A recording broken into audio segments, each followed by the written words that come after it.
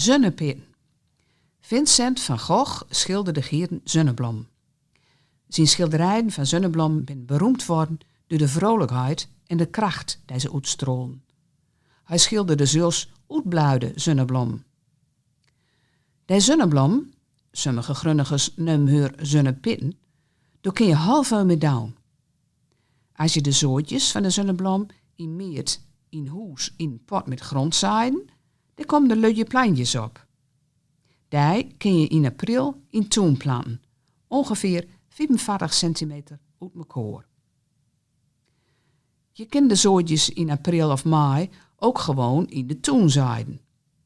Dan moet je ze later nog wel weer als plantjes wat wieder uit elkaar zetten. In augustus bloeien de prachtige zonneblom in tuin. Zonneblom kijken altijd richting de zon. Grappig, hè? Als de zonneblom bloeit, wordt ze bezorgd door heel veel insecten. In het hart van de zonneblom kun je nooit de blauw de zonnepitten zitten zijn. Als de blom van de zonneblom begint te hangen, dan wordt het tijd om hem af te snijden. Knip de blom met 5 centimeter steel af en hang ze op de kop in schuur. Als de kop dreug genoeg is, kun je de zootjes eruit halen.